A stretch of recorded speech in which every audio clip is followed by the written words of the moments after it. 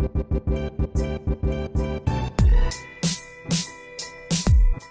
another interview again. It's been a while since our last interview because we are so busy with the traveling. And now that we have a little bit more of a fixed schedule, we will try to get back into the regular interviews. And today is a very special day because today we reached 1,000 subscribers on YouTube. So it's, Awesome. it's a good milestone. And today we have Calvin Harding here. So thank you so much for joining. He's an expert when it comes to vegan fitness, and he shows that you can gain muscle as a vegan very easily. So without further ado, I will let you start talking, and you can give me a little bit, out of the viewers, a little bit of your background. My name is Calvin Harding, Physical Fitness, so it's khpfitness for short.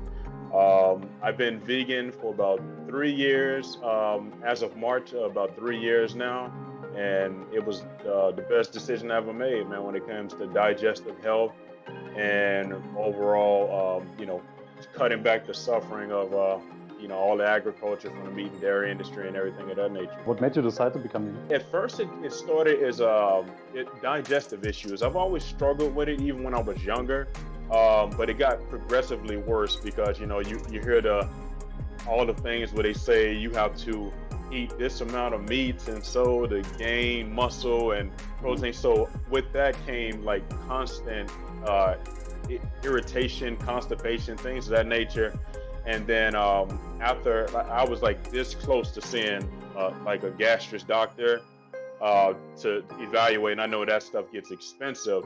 So before that, I was I ran into, you might have heard him, on YouTube, Vegan Gains. I came across him and John Venus, and about 6 months prior to that, but I was still in that hypnotized mode that so many people get into, where it's like, all vegans are skinny, all this and that, and this, you can't gain muscles vegan, all the stuff that I heard. And I thought that was the case too, that you just couldn't sustain and you would slowly lose your gains over time, all of the rhetoric that they spin to you.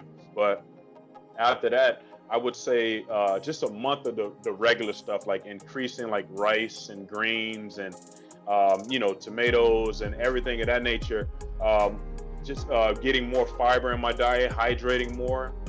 It turned my entire digestive system around in, I would say, 3 to 4 weeks, if not sooner than that. It was crazy. Oh, that's awesome. It's awesome, man. So for sure, there's no way going back after something like this as well. No way, man. No going back at all.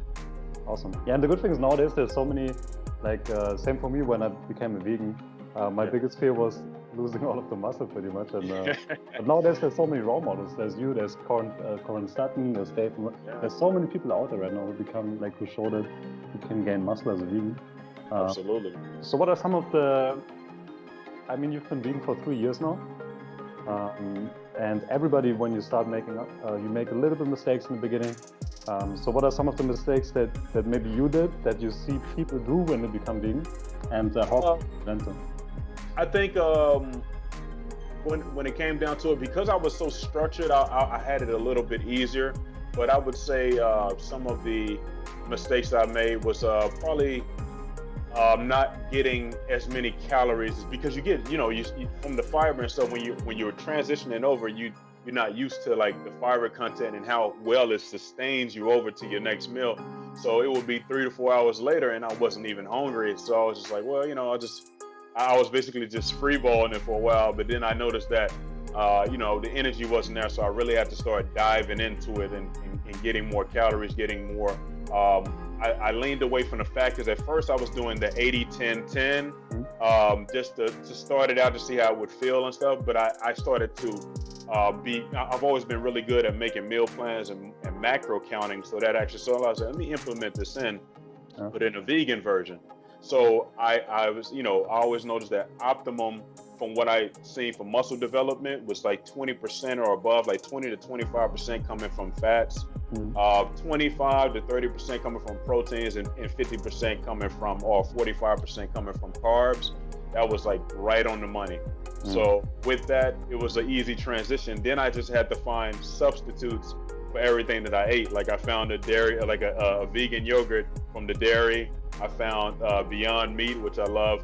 I found, the vegan organic protein, Garden of Life, like these things, all of that. Once I found those, it was easy. It was the substitution was easy, but those were some of the mistakes. I was just leaning too low on the calories, and I think that's where a lot of people start making the mistake. So you said also in your experience for your client, it's the same, like pretty much the same ratio with the 25, 25, 50, or absolutely. Yeah, exactly. 25, 25, 50. That's usually, as long as you're in that ratio of like even 20% of like your daily calories coming from fats will be enough for good hormonal growth. And we need those fats to sustain the muscle and stuff as well. Like, people don't realize how important that is. Yeah, definitely. And in terms of protein, there's like what's your take on protein? Because a lot of people say that like that's 2 grams per pound of body weight, or like, no, I think 1 gram per pound body weight, right? Because I'm not thinking in kilograms in Europe. That's a little bit outdated, because you see a lot of vegan bodybuilders eating like 120, 140 grams of protein. Yeah, absolutely. So what's your take on the optimal protein intake?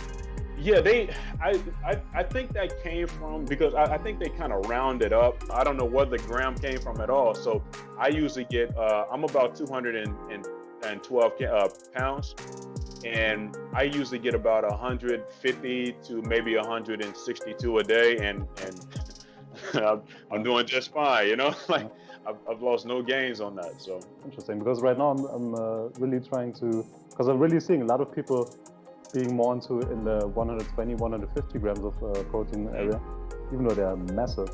So I think that's also a big shift that's happening right now in the fitness community as well. Absolutely, because the gram, I've heard some so ridiculous, like 1.5 to 2 grams. I'm just like, that's way too much. Your body goes into gluconeogenesis, and it'll just become an expensive carb at that point in time. So I don't understand why people go so high over. Then in terms of like tips for beginners, because I think there's a lot of people out there that are trying to get into the fitness space. Trying to get more fit, trying to build muscle size on a vegan diet. What are some of the tips that you would give for a beginner, in particular when it comes to training, to nutrition? Well, yeah, I would definitely tell them, carbs are definitely not the enemy, as a lot of people start to think. And I would tell them, if they're just beginning, start slow with it. Don't go on any crazy water fast. We've all seen how that's been working. Don't do anything crazy like that. Make sure like they're definitely getting plenty of nutrients in. Like, they want to get their green leafy greens. They want to get their brown rices, their quinoa. They want to definitely, if they can, if they're more like serious about their lifting, and so I would recommend some kind of protein source, because it's good to drink your calories when it comes to like a protein source. You can get a lot more calories in. So a lot of people have an issue when it comes to getting in the calories in the beginning. So if they start out with maybe a protein shake, and then blend in their fruits and vegetables and things of that nature in there, chia seeds, because they're best grounded up and stuff, flaxseed, like, get a lot of calories in, especially in the day. Like people used to do carb backloading, but some studies show that uploading is a lot better. Like, starting your day out with a lot of calories is a good way to go. That way you're sensationalized throughout the day. And that's the best way. I've always done it too. I get about anywhere from 800 to 900 calories in a protein shake just to start the day. And then from there, I'll get the rest of my calories in. Okay. Does it depend on when you train? If you train in the morning or if you train in the evening? Does it make it really doesn't. It didn't matter. I do notice that some people train, like, they start their day better in the morning, because it'll set a positive tone. Like, even me, like, I'll wake up usually at 6 a.m. and start my day with like a walk, do some abs, and so usually the opposite of my training days. And that works real good, because it sets a good tone for the day. But if you can work out in the evening, like if you work in the daytime and evening is the only time available, as long as you got that energy, go ahead and go for it too. It doesn't really matter. As long as you get it in within that 24-hour time frame, you're good to go. And in terms of, would be interesting if you also do intermittent fasting, because everybody that we interviewed so far on the show was doing intermittent fasting for some reason, even though they were not connected with each other. So are you doing intermittent fasting? Have you tried it for a while? You know what? Yeah, I'm a component of intermittent fasting. But intermittent only. Like I said, I never seen the issue. I never seen the point, even before I seen all the studies on it. I never seen the issue of, sorry, the point with a lot of like water fasting and so. It just seems to create a lot of gut problems. From what you're saying, when a lot of people like quitting the vegan diet, all of their gut problems usually start from these water fasts they do, or they had like pre-existing issues before that. But if you're intermittent fasting, like what I'll do is I'll stop eating. I usually go to bed at 10. I'll stop eating usually at about 8 o'clock. So that's right there, that's 2 hours, and I sleep.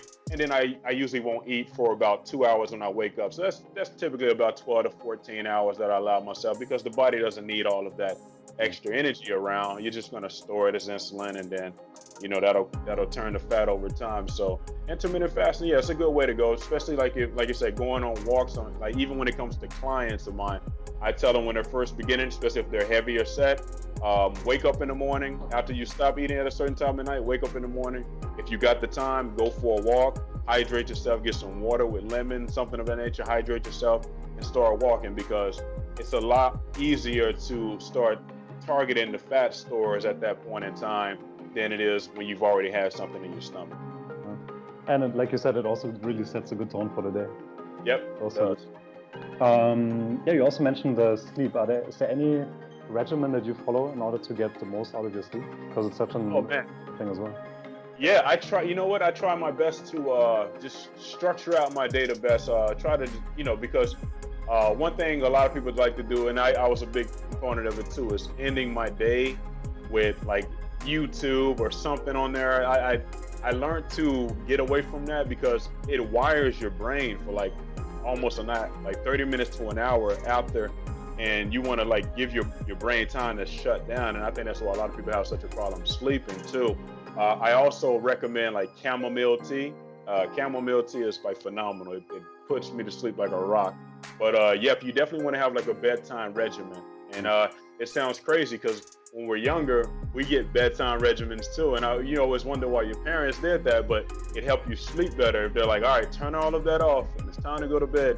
So I'll end my day, and my regimen is usually, I'll eat my last meal at 8.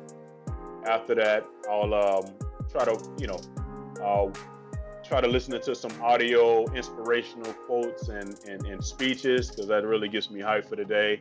I'll do yoga for about 15 minutes, meditate for about 10 minutes, you know, brush my teeth, be grateful for the day, and jump into the bed, man. That's usually about 9:30, 10 o'clock, and then I wake up at about 5:30 or 6 the next day and try to start my day all over. That's a good plan as well. Yeah, one thing I bought also that I can recommend you, I don't know if you have them, the blue light blocking glasses. Yeah. Which ones? Blue light blocking glasses. Oh yeah. You get them for like $5, I think, on Amazon. Oh man, I have to check those out. They do make a big difference, because I try also 2 hours before sleep to cut on all of electronics, but it doesn't always work out that way. So at least when I'm still working at that time, then I try to put on the glasses, and then I notice a big improvement. Okay. Have you ever tried the chamomile tea? Because that works phenomenal too. Chamomile tea. I think now that I'm back in Germany, I will try. Because in Asia it was not that easy to get it, but I will try it over here. Yeah, chamomile tea is phenomenal. It's at least in the States, it's like $2.48. I'm not sure exactly what it would be over there, but it's worth it. You get about 15 in a pack. One with about 4 ounces to 6 ounces of water will do you just right. It's warm, it goes down, and it'll knock you out, man. Nice. I think we probably even have some left, so I'm gonna try that. Sure. Any other things that because I don't know, like Americans are not that big on sauna, right? Like here in Europe, everybody's very big on sauna after the gym. Are there any other recovery methods that you do? Or? You know what? Some of the big recovery methods that I've always done is I like the cold showers. Those usually work well for me. But just rolling, like on a foam roller, or if I'm really tight in an area, like a tennis ball or a lacrosse ball, anything of that nature definitely helps out too. A lot of stretching, because we don't stretch enough. A lot of people don't hydrate enough, and then that's when a lot of the lactic acid and stuff build up too.